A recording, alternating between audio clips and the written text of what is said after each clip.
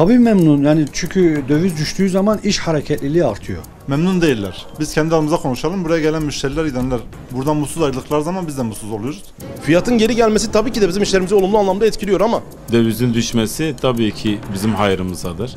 Döviz kurlarındaki düşüşle ilgili piyasalarda bir hareketlilik söz konusu. Peki bu konuda dövizciler ve kuyumcular neler söyleyecek? Rehber TV mikrofonlarını hem kuyumculara hem de dövizcilere uzatıyoruz. Piyasada müthiş derecede bir güvensizlik var. Onunla alakalı kimse mutlu değil. Yarın ne olacağını bilmiyor insanlar.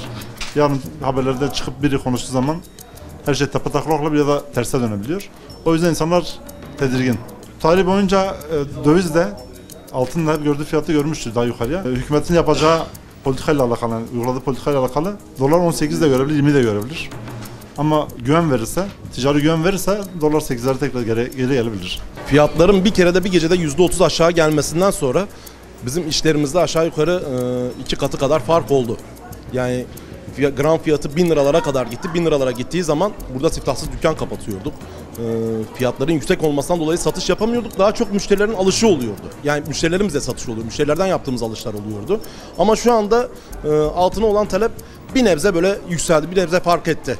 Bu fiyatlar da ne kadar çok aşağı gelirse bizim işlerimize de o kadar olumlu anlamda yansır. Vatandaşlar rahatlatır. Netice itibariyle altın borcu olan var. Çocuğunu evlendirecek olan var. Sıkıntısı olan var. Altınla ilgili sıkıntısı olanlar var. Onlar da bir nebze olsun rahatlatır. Piyasa stabildir, yani 3-4 ay bu şekil, hatta belki 6-7 ayda bu şekil 745-800 bandında altın gidebilir. Dövizde işte 12-13 bandında bu şekil kalabilir. 10 bandına da düşebilir. Ama 13, 14, 15, 16 o hızlı artışları daha göremeyiz. Çünkü müdahale gördüğünüz gibi biraz sert oldu. Bundan dolayı da devam eder bu, yani stabil 6-7 ay böyle kalır. Peki dövizciler ve kuyumcular bu düşüşten memnun mu? Bakalım ne söyleyecekler. Memnun değiller. Biz kendi aramızda konuşalım. Buraya gelen müşteriler, gidenler buradan mutsuz ayrıldıkları zaman biz de mutsuz oluyoruz. Belisten dolayı şu an mal satmak, yani satsak yarın alabilecek miyiz ya da hem alabilecek miyiz, yarın ne olacağını kestiremediğimiz için oturup burada çay içiyoruz şu anda. Dövizin düşmesi tabii ki bizim hayrımızadır. Toplumun hayrınadır yani. Dolara endeksli olduğumuz için, dışa bağımlı olduğumuz için dövizin düşmesi iyidir. Ama ne kadar süre bu devam edebilir? Kalıcı mıdır, değil midir? O belirsizlik var. Tabii memnun, yani çünkü döviz düştüğü zaman iş hareketliliği artıyor.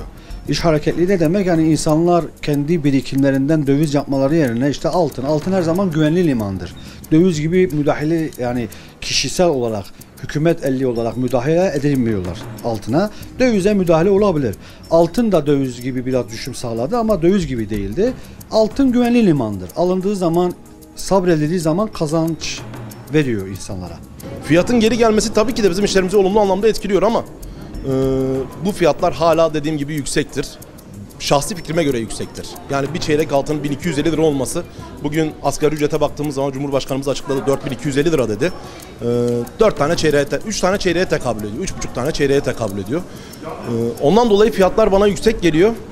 Daha iyi olacaktır diye düşünüyorum. Yani fiyatların geri gelmesiyle hem asgari ücret dolar bazında biraz daha yukarı çıkacaktır, hem alım gücü biraz daha artacaktır. Bu da bizi daha olumlu anlamda etkiler. Döviz kurlarındaki düşüşlerle ilgili Rehber TV mikrofonlarını hem kuyumculara hem de dövizcilere uzattık. Tabii bu durumdan memnun olanlar da var, olmayanlar da, ancak şunu söyleyebiliriz ki esnaf piyasadaki belirsizlikten endişeleniyor.